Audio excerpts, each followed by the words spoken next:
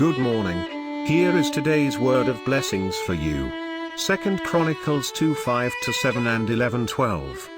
The temple I am going to build will be great, because our God is greater than all other gods. But who is able to build a temple for him, since the heavens, even the highest heavens, cannot contain him? Who then am I to build a temple for him, except as a place to burn sacrifices before him? Send me, therefore, a man skilled to work in gold and silver, bronze and iron, and in purple, crimson and blue yarn, and experienced in the art of engraving, to work in Judah and Jerusalem with my skilled workers, whom my father David provided. Hiram king of Tyre replied by letter to Solomon, "Because the Lord loves his people, he has made you their king." And Hiram added, "Praise be to the Lord, the God of Israel, who made heaven and earth.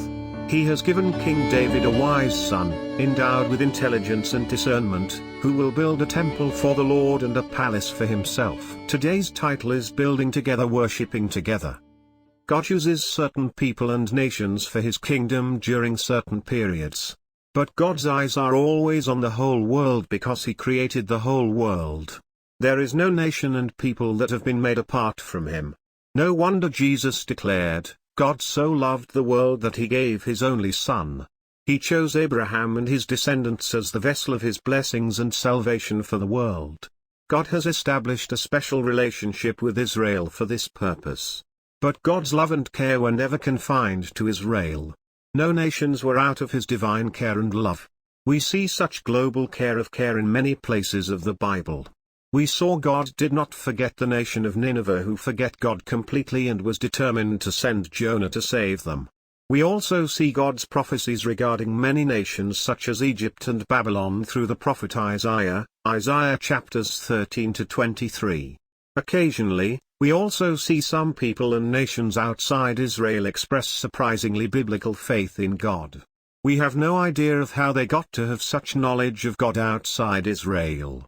Mostly, they might have heard about God through the contacts with Israelites.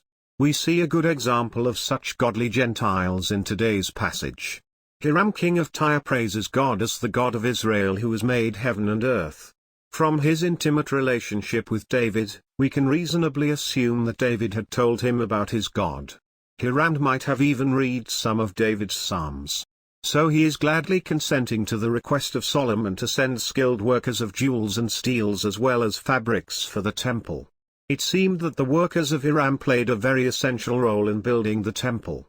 The temple was built not only through the collaboration of different generations but also through the cooperation of multiple nations. No wonder when Solomon dedicated the temple, he clearly states that this temple is for them too as much as it is for Israelites. 2 Chronicles 6:32-33. So why are we happy about David and Solomon building the temple?